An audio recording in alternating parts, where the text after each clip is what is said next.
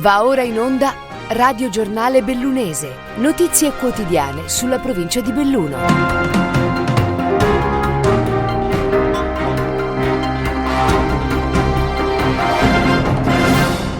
Benvenuti a un nuovo appuntamento con il Radio Giornale Bellunese, questi fatti che affronteremo nell'edizione di oggi di martedì 30 novembre 2021. Coronavirus: sono 386 nuovi contagi rilevati la scorsa settimana in provincia di Belluno, 76 in più rispetto alla settimana precedente. Tasso di incidenza settimanale a 193,4 casi a ogni 100.000 abitanti, superiore al dato nazionale di 138,6 su 100.000 residenti. Sul fronte dei ricoveri sono 9 i pazienti Covid negli ospedali del territorio, 7 in area non critica, hanno 51, 65, 84, 87, 89 e 93 anni, 2 di 63 e 74 anni in terapia intensiva. Resta ancora in rianimazione, pur essendosi negativizzato, un paziente inizialmente ricoverato per Covid a Feltre.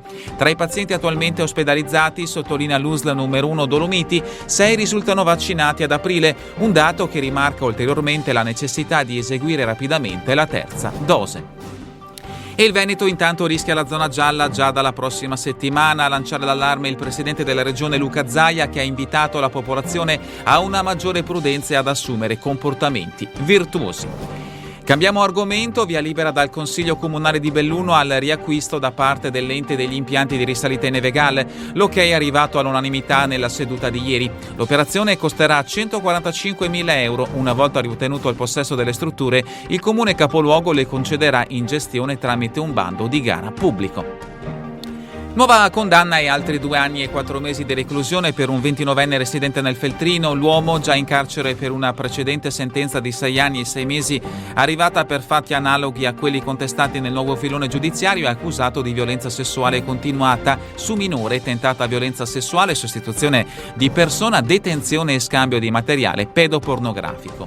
La vicenda ha origine nel periodo tra il 2015 e il 2018, quando il 29enne aprì dei finti profili social con uno pseudonimo femminile utilizzato per adescare i minorenni. Da qui la richiesta di fotografie intime, poi sfociate in ricatto per ottenere altro materiale. In alcune occasioni, inoltre, l'imputato costrinse sotto minacce i giovani con cui era entrato in contatto a compiere atti sessuali.